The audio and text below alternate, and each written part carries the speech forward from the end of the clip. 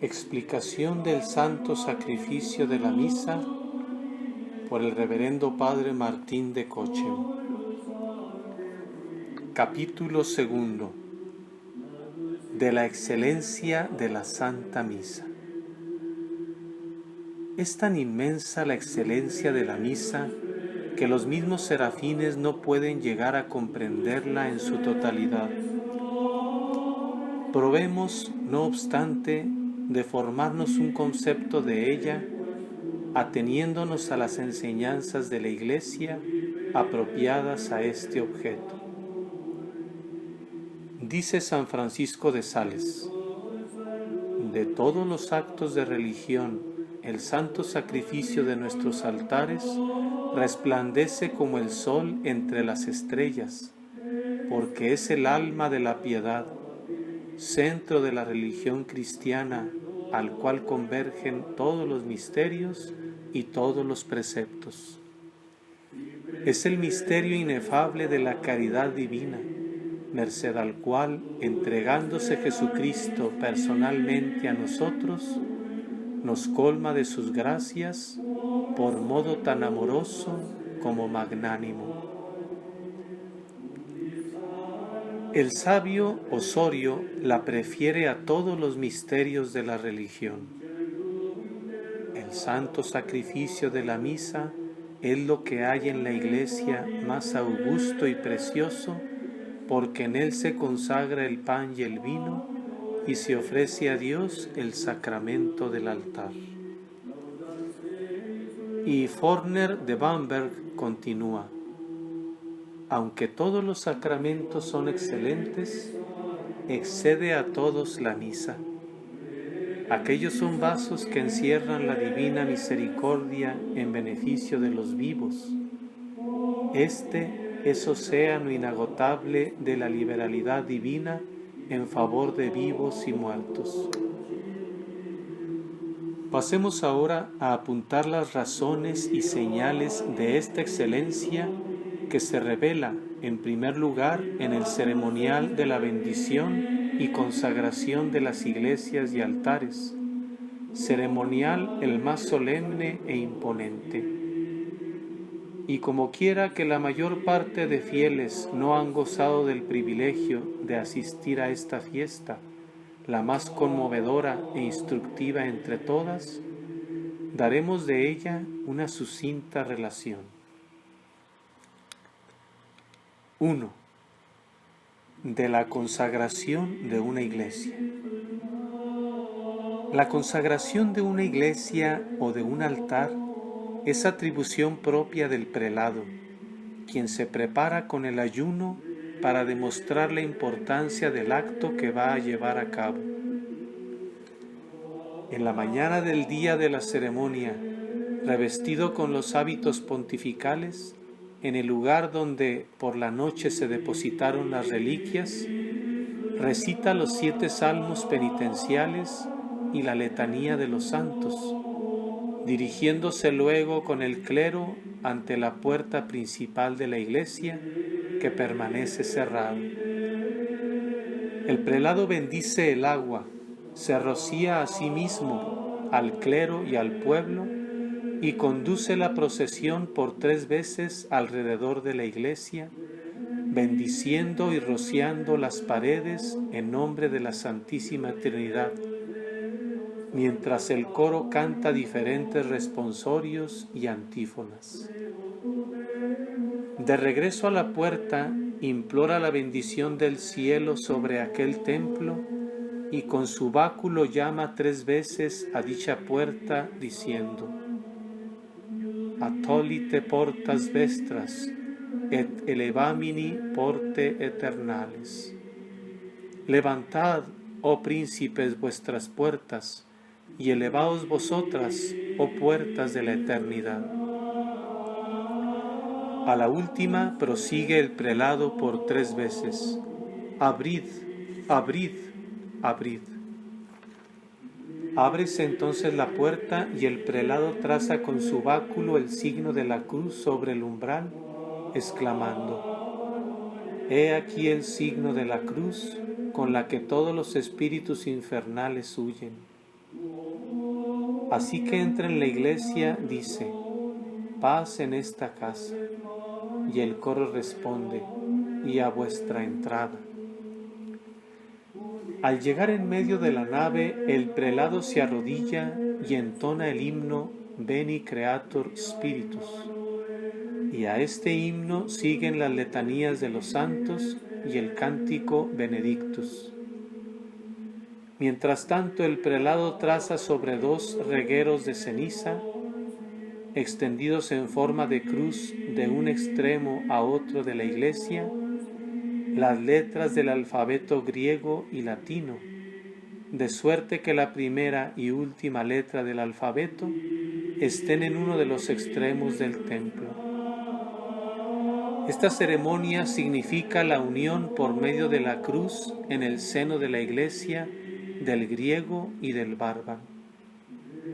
El báculo de que se sirve es el símbolo de la doctrina de los apóstoles.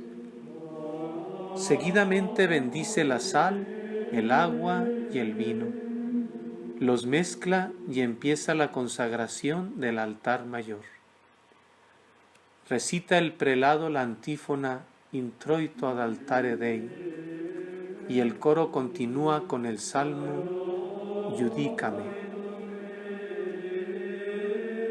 Durante estas oraciones sumerge el pulgar en el agua que acaba de bendecir y traza una cruz en el centro y en las aristas de la piedra, diciendo: bendito sea este altar a la mayor gloria de Dios, de la bienaventurada Virgen María, de todos los santos, en nombre y memoria de San. Al santo o título que se dedica al altar. En el nombre del Padre, y del Hijo, y del Espíritu Santo. Estas palabras las repite 5 veces. Acto seguido, el prelado, semejante a los israelitas cuando la toma de Jericó, se vuelve 7 veces alrededor del altar, rociándolo con agua bendita y recitando el Salmo Miserere. Luego, durante el canto de los salmos, da el prelado la vuelta por 3 veces al recinto del templo, rociando los muros con agua bendita en la parte alta, media y baja. Vuelve a hacer varias veces la señal de la cruz en las 4 esquinas del pavimento de la iglesia y se encamina de nuevo al altar para preparar allí, con agua bendita, el cemento con que ha de colocar la piedra de dicho altar. Entonces van en procesión a traer las reliquias que deberán ser puestas en el sepulcro y que están encerradas en un pequeño cofre de metal. Al entrar en la iglesia, el prelado hace por 3 veces la señal de la cruz en la puerta con el santo crisma, diciendo: en nombre del Padre, del Hijo y del Espíritu Santo. Seas, oh puerta bendita, santificada, consagrada y dedicada al Señor Dios. Seas, oh puerta, el umbral de la salvación y de la paz.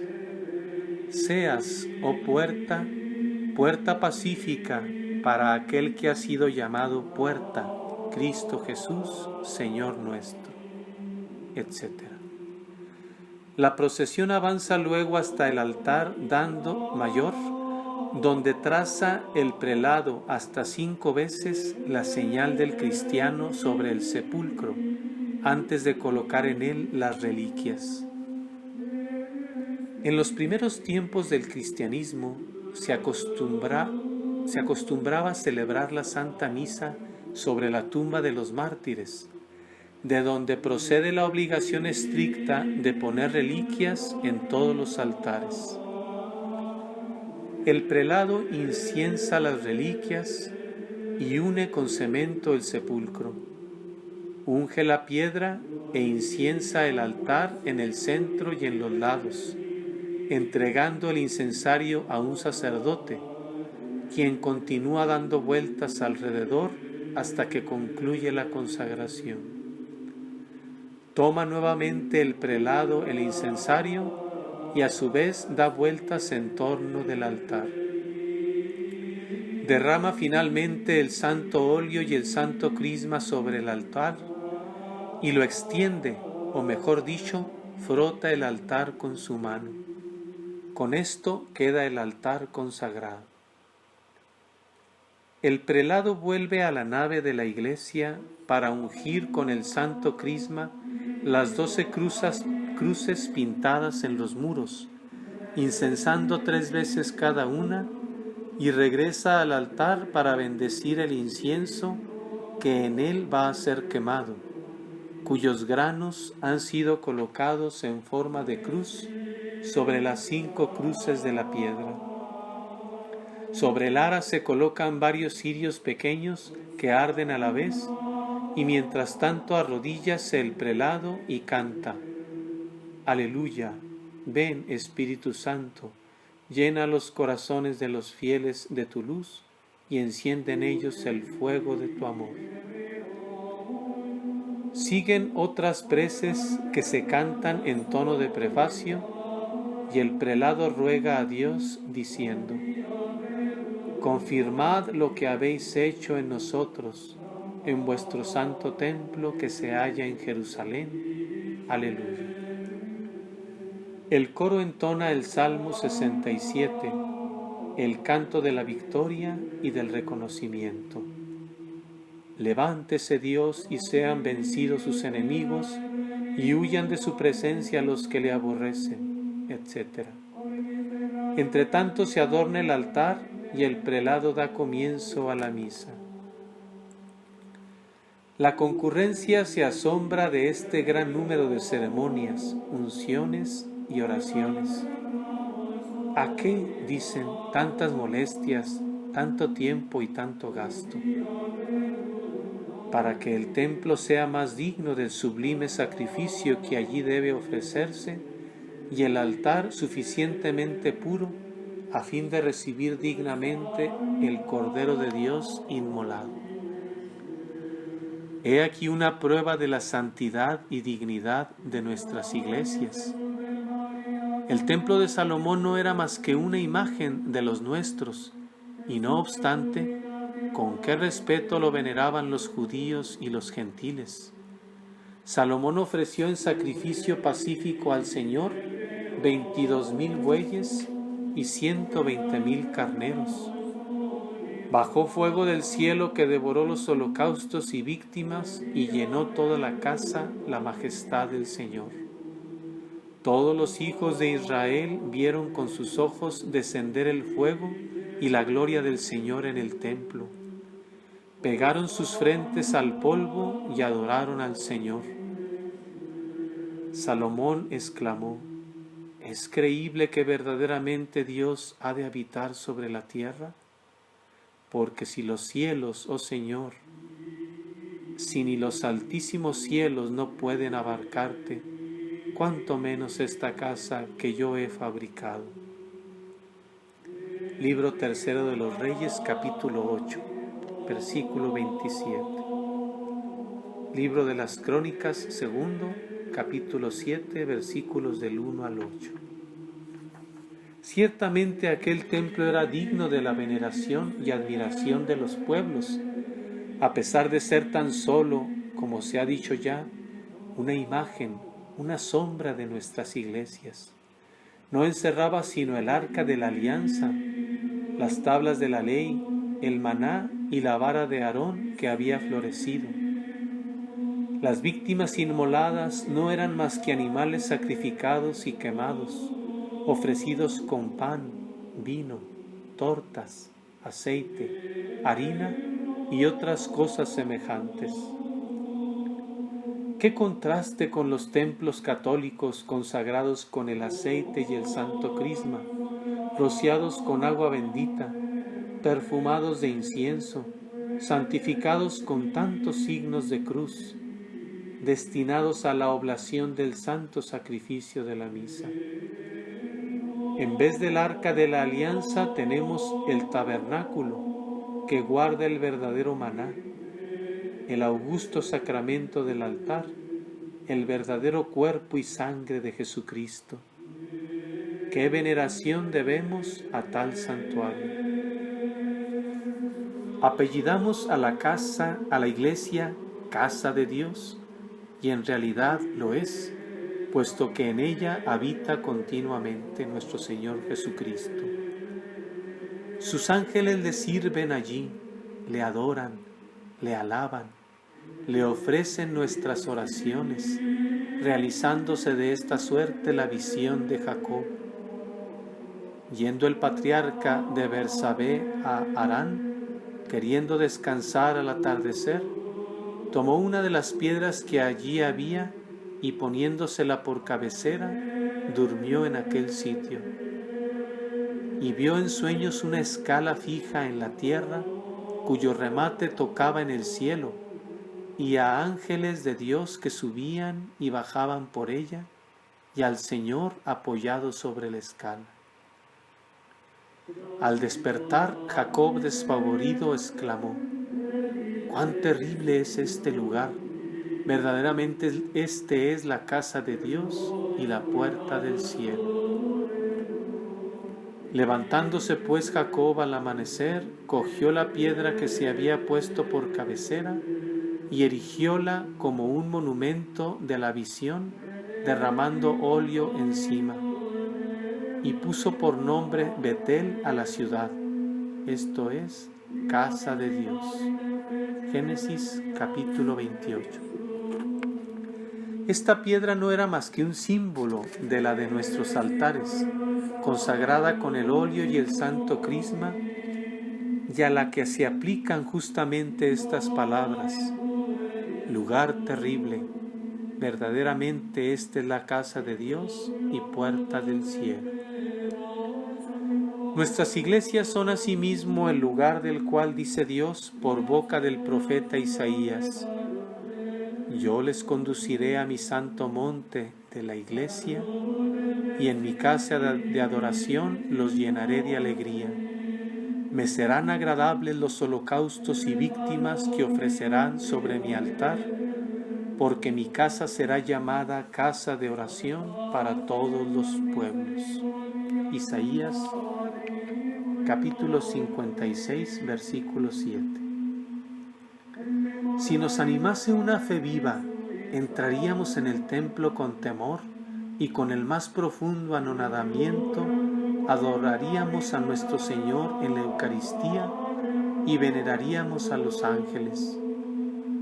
Los que hablan, ríen o pecan de cualquier forma durante el oficio divino provocan la cólera de Dios y se hacen reos de una grave ofensa contra la divina majestad. Tomemos pues la firme resolución, al ir a la iglesia, de portarnos devotamente, de evitar toda palabra inútil, toda mirada curiosa, y de adorar a Dios en espíritu y de un modo sincero, de rogar con todo el corazón, de llorar por nuestros pecados y de implorar la divina misericordia. 2. De la consagración de los sacerdotes.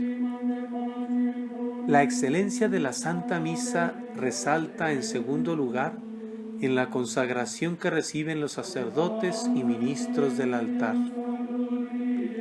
Para poder celebrar el cruento sacrificio hay que pasar por 7 grados o categorías.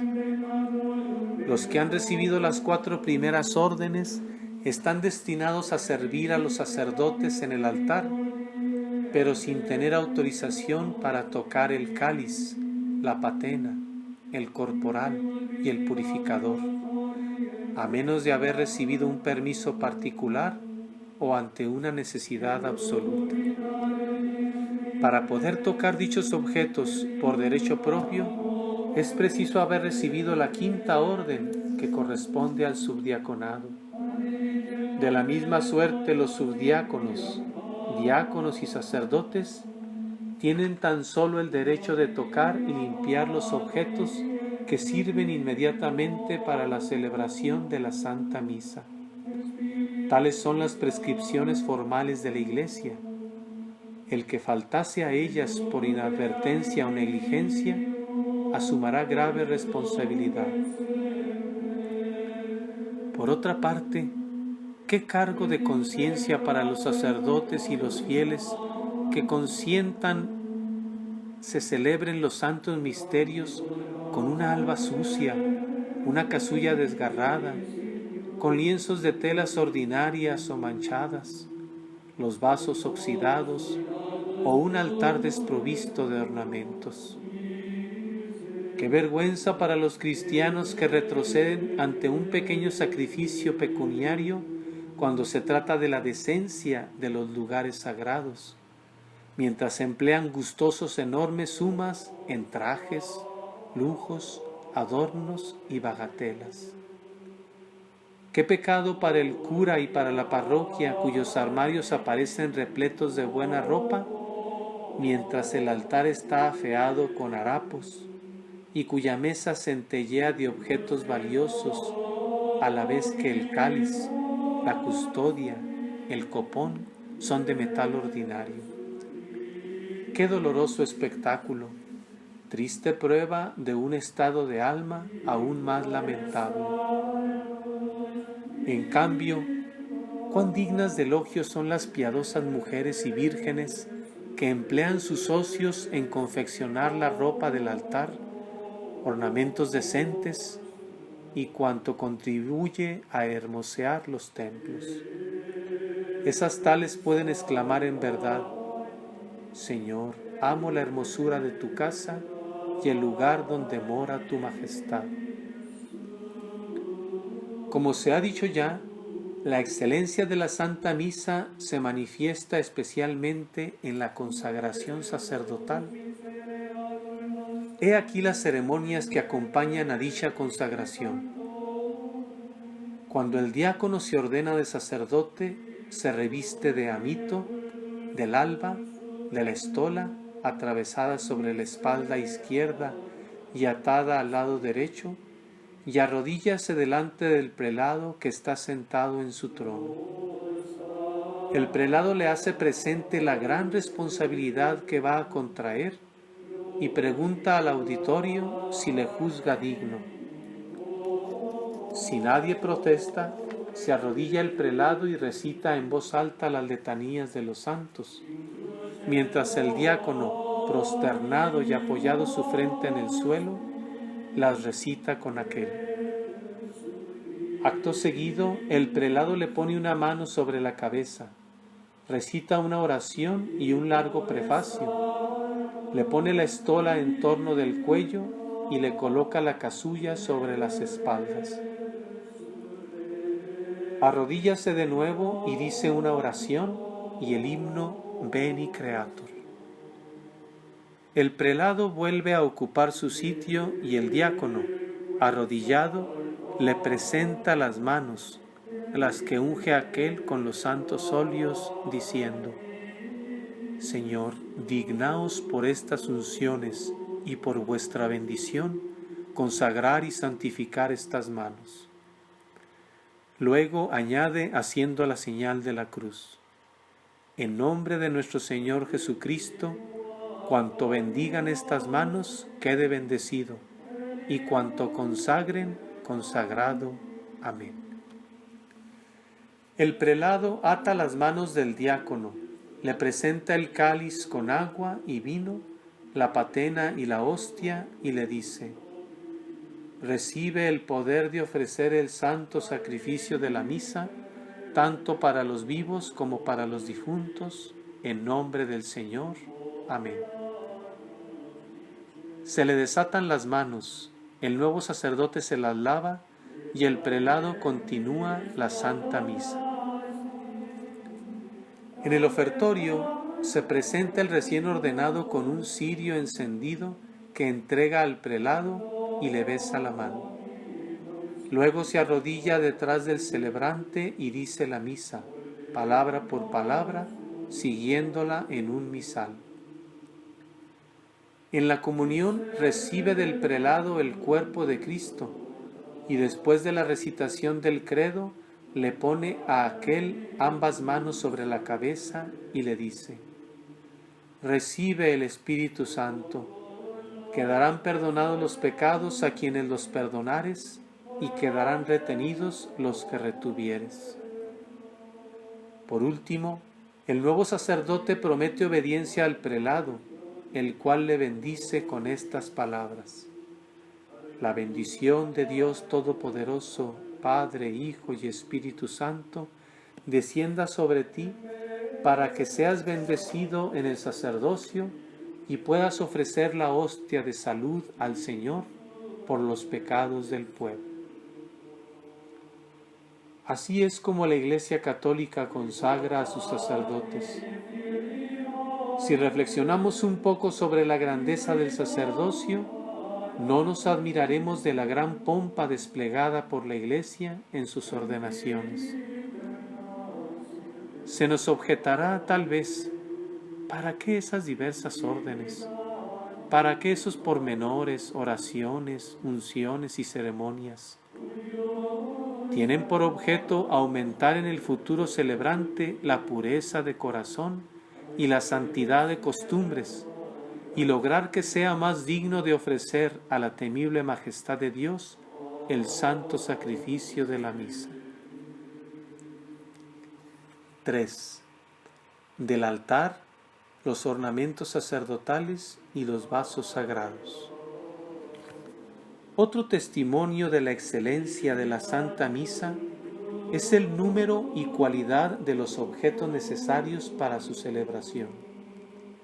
Dichos objetos son, además del sacerdote ordenado, reemplazando a la misma persona de Jesucristo, en primer término, un altar consagrado que debe levantarse del suelo como representación de la colina del Calvario, sobre el que fue inmolado y enarbolado en una cruz el inocentísimo Cordero, Jesucristo.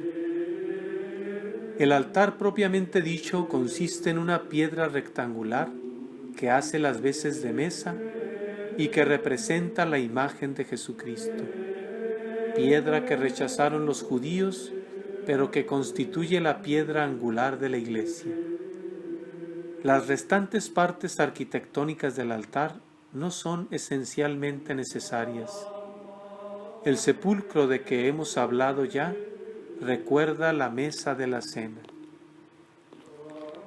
Debe el altar estar cubierto y adornado con 3 manteles de tela que representan los sudarios del Señor. Ha de haber además un crucifijo para recordarnos que el sacrificio del altar es el mismo que el del Calvario. A lo menos 2 candeleros con velas encendidas, una imagen de Jesucristo que es la luz del mundo y un facistol, las sacras, flores y cortinajes para realzar el esplendor del altar en ciertos días festivos. Hay que tener en cuenta, en segundo lugar, los ornamentos sacerdotales. El respeto debido a Dios y al augusto sacrificio de la misa requiere que los ministros vayan vestidos con hábitos especiales para la celebración de los divinos misterios. En el Antiguo Testamento los hábitos sacerdotales estaban minuciosamente prescritos por el mismo Dios, mas en el Nuevo Testamento los ha descrito y ordenado la Iglesia en todos sus pormenores, desde los tiempos de los apóstoles. El amito o humeral que el sacerdote coloca sobre su cabeza y cuello significa el velo con el cual los judíos cubrieron el rostro del Salvador en casa de Caifás, diciéndole: Cristo, adivina quién te ha herido. El alba, túnica blanca que llega hasta los pies, representa la bata blanca con que, por irrisión, vistió Herodes a nuestro Señor Jesucristo. El cíngulo o cordón significa la cuerda con que el Divino Maestro fue atado en el huerto de los olivos. El manípulo representa las ligaduras que agarrotaron sus brazos.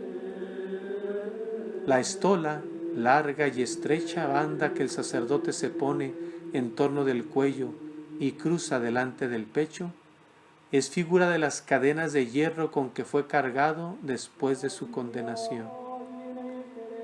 La casulla representa el manto purpúreo que en casa de Pilato se echaron los soldados sobre los hombros del Señor. La cruz trazada sobre ella significa aquella sobre la cual fue clavado, y la columna de delante, la de la flagelación. El bonete con que el sacerdote cubre la cabeza al ir y al volver del altar representa la dignidad y autoridad del sacerdote. El color de la casulla es variable, puede ser blanco, rojo, verde, violado o negro, y cada uno de estos colores tiene su significación propia. El blanco, imagen de la luz, expresa gozo, inocencia, triunfo, gloria, inmortalidad. Empléase en las fiestas del Señor, manantial de toda luz y gozo. En las fiestas de la Virgen María, Madre de la luz del mundo, y como a figura de la inmaculada pureza de la Reina de las Vírgenes. En las festividades de los santos ángeles, que moran en la luz eternal, y en las solemnidades de los santos que no sufrieron el martirio. El color encarnado significa fuego y sangre, amor a Dios y al prójimo. Se usa la casulla encarnada en las fiestas del Espíritu Santo, que enciende la llama del divino amor en nuestras almas. En las fiestas de los mártires que derramaron su sangre por el amor a Dios, y en las solemnidades de la pasión o de los instrumentos de la pasión del Señor. El color verde simboliza esperanza, deseo de vida eterna, y es el color propio del año eclesiástico. El elevado número de estas fiestas hace que se use solamente en ciertos domingos después de Pentecostés. El color morado, señal de penitencia, se emplea en el Adviento, la Cuaresma, las vigilias y en las 4 témporas. El negro es color de luto. Negra es la casulla en la misa de difuntos y el Viernes Santo, para testimoniar nuestro dolor de haber crucificado a nuestro Señor con nuestros crímenes. Tales son los 5 colores litúrgicos.